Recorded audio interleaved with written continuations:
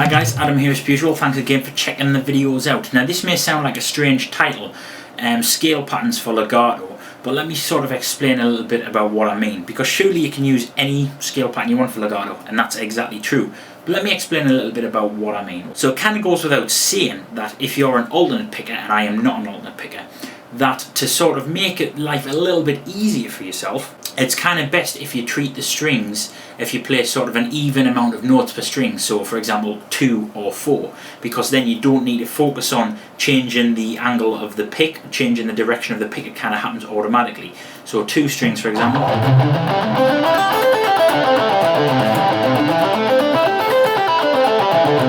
If you try to do anything other than alternate picking, it's kind of very difficult. You can't do economy or sweep picking. You can do legato, but alternate picking, if you're a picker, alternate picking kind of works for that. Same for 4 notes per string. It just kind of works. You can't do alternate pick. You can't do economy picking. Sorry, with that alternate picking just kind of works naturally. Now, if you're an economy picker, like I'm dabbling more with economy picking, then you need sort of, ideally, you need an odd amount of notes per string, because that'll allow you to naturally sweep across the strings. If you're doing 2 notes per string, then you have to change the direction of the pick. You can't really do economy picking. You could do it on the first string, but it doesn't work, okay? So you need sort of like an odd amount of notes per string, i.e. 3.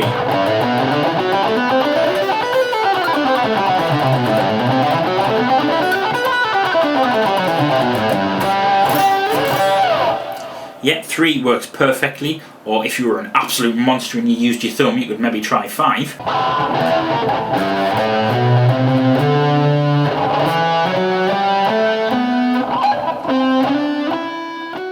But legato, why does no one mention ideal scale patterns for legato?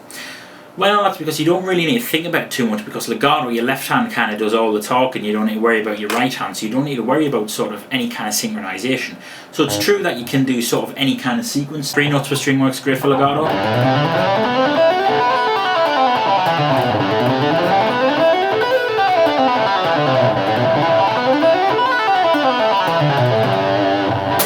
But I've been coming up with some sort of ideas on kind of alternate methods. Now, if you know me, you know that I'm not a fan of relying on scale shapes or scale patterns.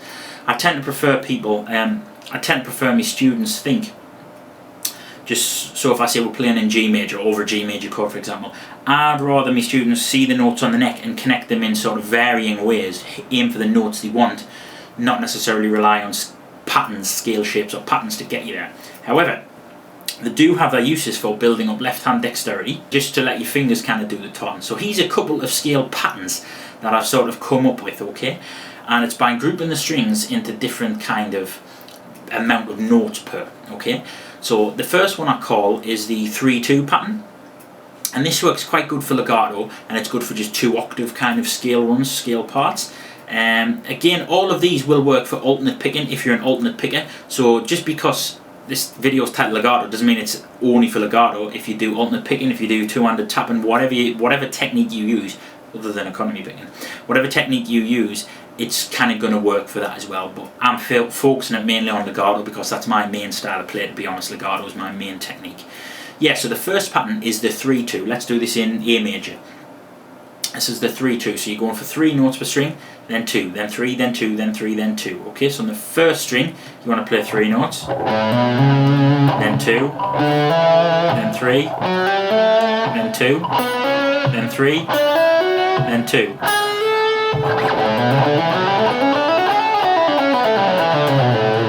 And it's got a kind of interesting sound. So it's not kind of grouping the notes. You don't often hear kind of the kind of notes grouped as 3-2, 3-2, 3-2, okay?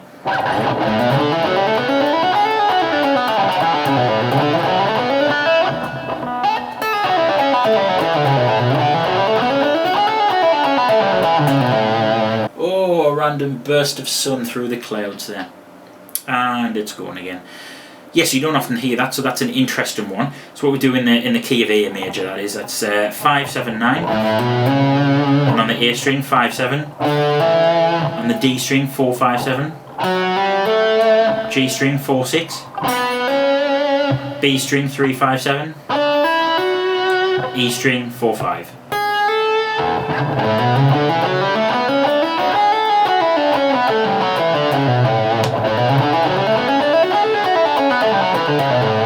Pretty cool. Okay, so that's the kind of first pattern. The next pattern is, in my opinion, the most useful one I've sort of come up with, and it's what's called the 4-3 pattern. So you're doing 4 notes, 3 notes, 4 notes, 3 notes, 4 notes, 3 notes.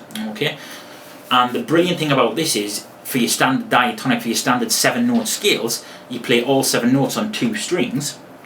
So you only need to learn sort of one shape or one little pattern, and then it's just repeated 3 times. Okay, so it's like one little cell repeated 3 times. Let's do this in G major. Okay.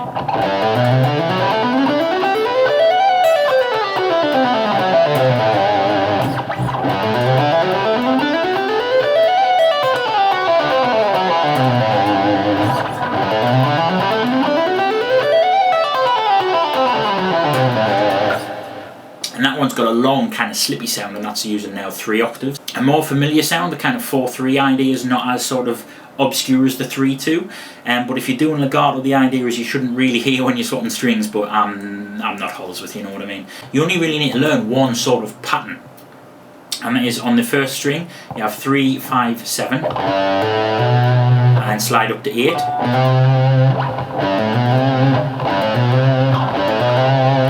And then on the A string 5, 7, 9.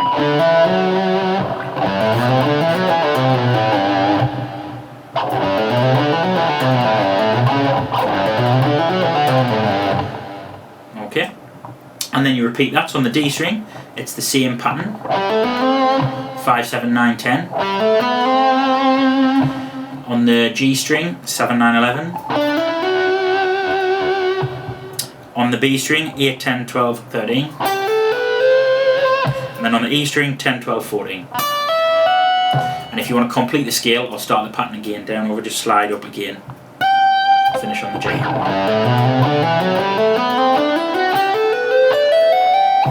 Yeah?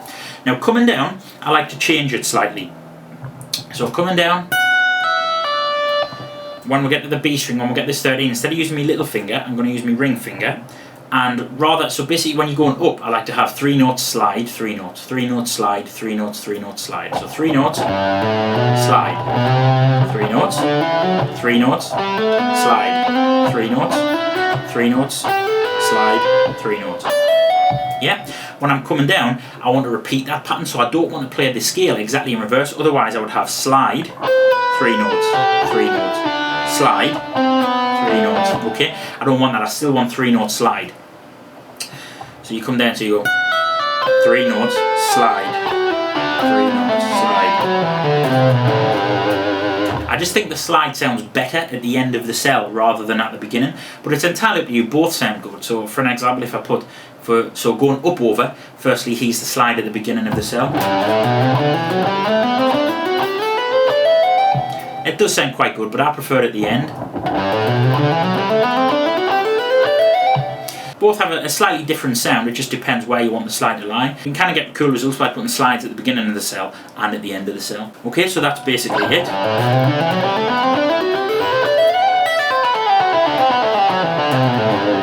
And that's got a really sort of fluid legato sound, okay? It's going to take practice, don't get us wrong.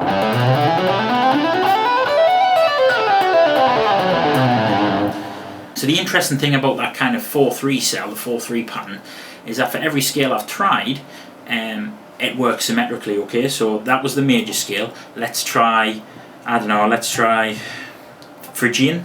B Phrygian. Oh, hang on. You're going to have to watch us work it out first. Yeah? So it's still just following that 4-3. And it's a 7-note kind of cell, and it's just the shapes are symmetrical. And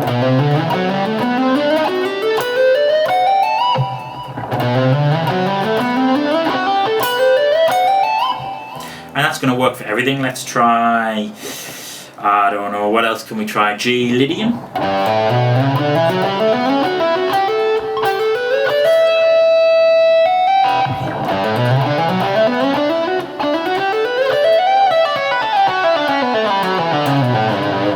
So it's always going to be, with 7-note scales, it's always going to be symmetrical. That's a sort of beautiful thing about it. The last one I want to kind of show you is what's called the 4-3-4. This one's sort of getting out there a little bit more and kind of mucks the rhythm a little bit.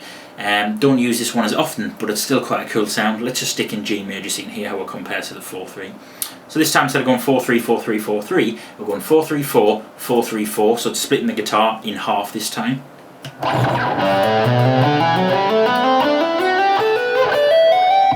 Yeah, the good thing about this one is it completes the scale naturally as part of the pattern. But you have one little extra shape to learn.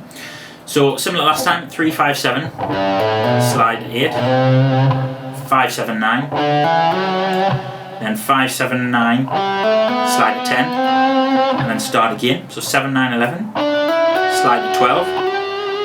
Then this is where it changes the pattern slightly, 10-12-13.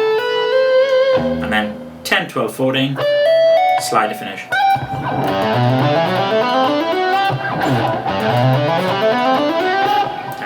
So it's a little, see, having to swap the patterns a little bit of a nightmare.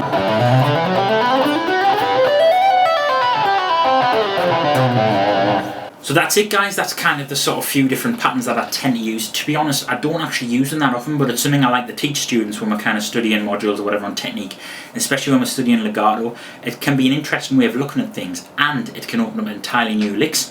So for example, if you try, let's try maybe like, just for example, a quick one, let's try doing something different. Let's try 3-1-2. If I want to go 3-1, then what 2 notes can I play on the next string?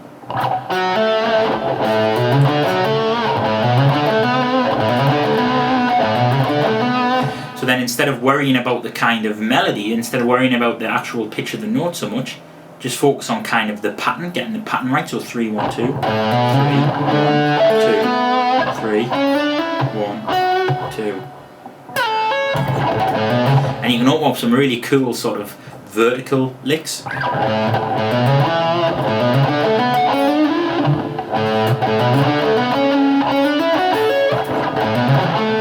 And that's when you start to get into sort of what sounds like kind of arpeggios.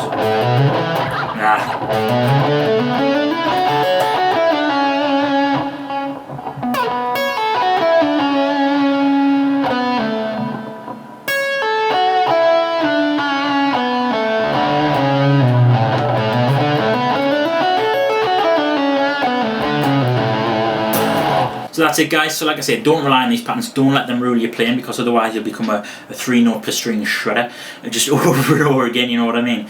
Instead, you want to kind of focus on what the notes are actually saying and not the pattern. But the patterns can be useful, definitely get you out of a tricky situation. And also, like I showed with the 3-1-2 example there, you can come up with sort of unique sounding kind of licks and intervallic ideas. And what you want to do really, guys, is kind of throw the patterns out the window sometimes and just let the notes kind of do the talking.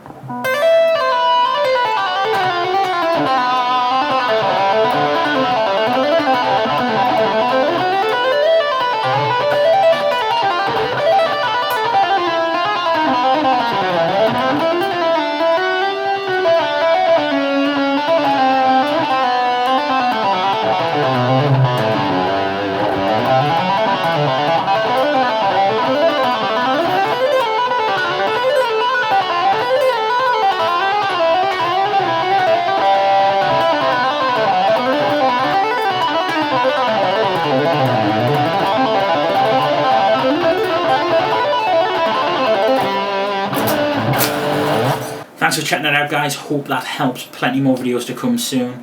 Until next time, take it easy.